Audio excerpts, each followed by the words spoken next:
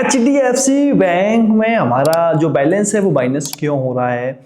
HDFC bank में minimum balance कितना रखना चाहिए और HDFC बैंक में अकाउंट खोलना चाहिए या नहीं। दोस्तों, अगर आपका भी बैंक अकाउंट HDFC में है और आपका अकाउंट भी माइनस में जा रहा है तो आपके मन में एक प्रश्न हो रहा है वैसा भी माइनस में क्यों जा रहा है। तो दोस्तों, एक बात का ध्यान दीजिएगा, HDFC बैंक हर एक यूजर के लिए नहीं बना है।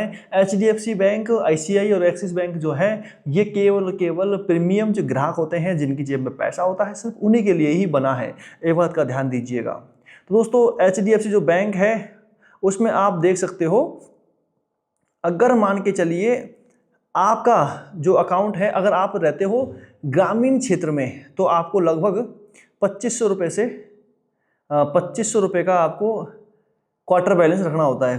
क्वार्टर बैलेंस का मतलब क्या होगा दोस्तों, 2500 रुपये आपको हर 3 महीने तक आपको अपने अकाउंट में रखने होते हैं। 2500 रुपये एवरेज बैलेंस।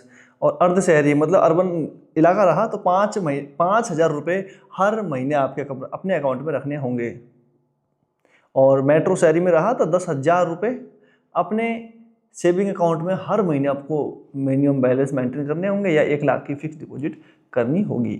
इसके अलावा दोस्तों, अगर मान के चलिए आप इतना नहीं कर पाए तो आपके ऊपर 600 रुपये का हर महीने का चार्ज ठुकेगा। अगर मान के चलिए अगर आपका जो अकाउंट है उसमें मिनिमम बैलेंस है 5,000 रुपये तो भी आपको 1 महीने का आपने मेंटेन नहीं कर पाए तो अगले महीने आपके 600 रुपये ठुक जाएंगे। मतलब 600 रुपये आपके अकाउंट से ही कट जाएंगे। आपने 5,000 रुपये रखे हुए हैं। अगर मान के चलिए, इसमें दिक्कत क्या होती है दोस्तों, आपने 5,000 रुपये HDFC बैंक में रख दिए और आपने 4-5 इसमें ट्रांजेक्शन कर दी तो वो SMS आता है। SMS आएगा तो SMS में क्या है, वो बैलेंस कट जाएगा आपके अकाउंट से। SMS चार्ज कटेगा 15-16 रुपये।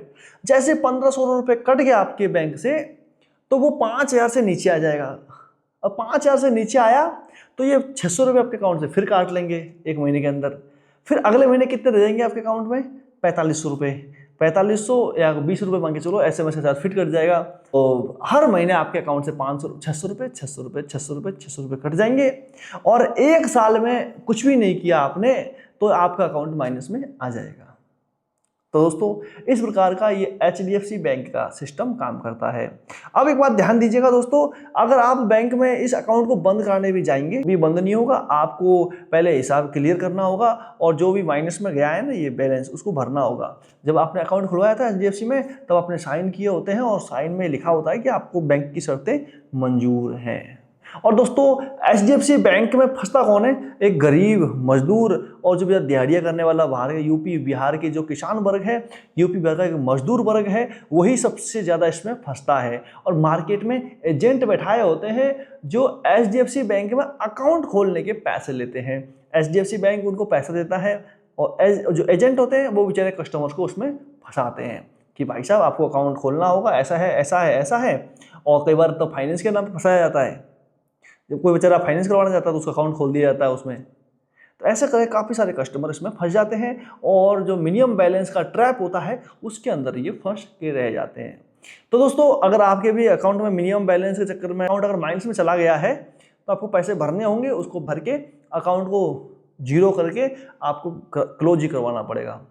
बाकी आपके जेब में पैसा है तो दिक्कत क्या है, मिनिमम बैलेंस को मेंटेन कर लो, कोई दिक्कत नहीं आएगी।